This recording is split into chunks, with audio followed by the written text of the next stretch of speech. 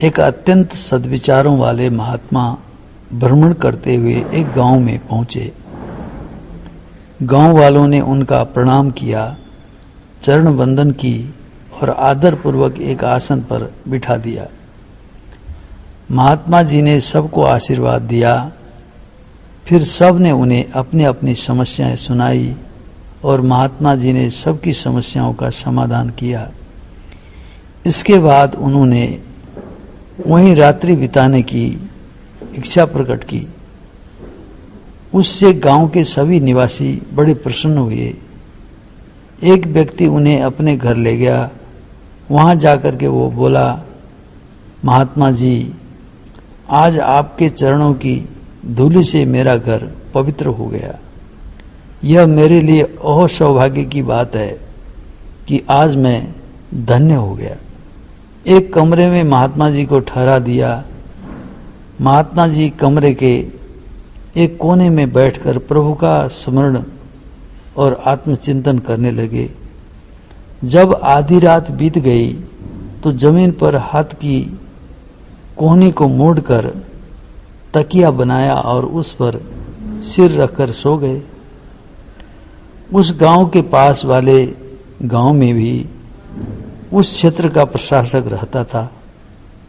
प्रातःकाल होने पर राजा ने उन महात्मा के बारे में सुना तो अपने सैनिकों को आदेश दिया कि आदर पूर्वक उन महात्मा जी को मेरे महल में ले आओ।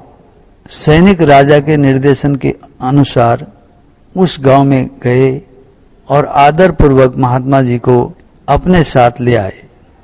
महात्मा जी को आते देखा तो राजा ने उठकर उनका स्वागत किया और कहा, पधारिए महाराज, आपने बड़ी कृपा की जो मेरे घर पधारे।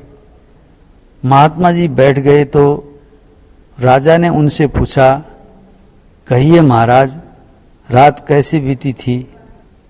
महात्मा जी ने उत्तर दिया, आधी आप जैसी, आधी आपसे अच्छी। राजा कुछ समझ नहीं सका। उसने कहा, महाराज, मैंने तो सुना है कि आप जमीन पर हाथ का तकिया लगाए सो रहे थे, फिर भी आप कह रहे हैं कि आधी रात मुझ जैसी और आधी रात मुझसे अच्छी बीती। मैं कुछ समझ नहीं पा रहा हूं। महात्मा बोले, राजन, आधी रात के बाद मैं भी सोया और आप भी सोए। दोनों अलग अलग स्थितियों में सोए, लेकिन नींद आ जाने के बाद जमीन और फूलों की सेज में क्या अंतर रह जाता है? राजा बोला, यह बात तो आपकी ठीक है।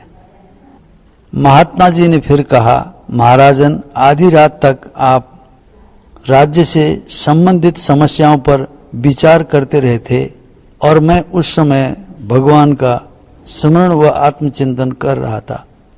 आपने राज्य के अंदर और चिंता में अपना समय बिताया, जबकि मैंने शुद्ध भाव में, इसलिए मैंने कहा कि आधी रात तो आप जैसी बीती और आधी आपसे अच्छी।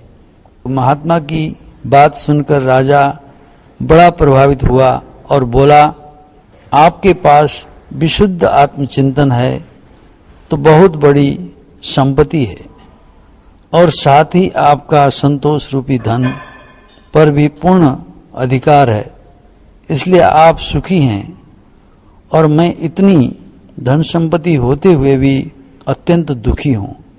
अब मेरी समझ में यह आ गया है कि सुख धन संपत्ति में नहीं, आत्मचिंतन और संतोष में है।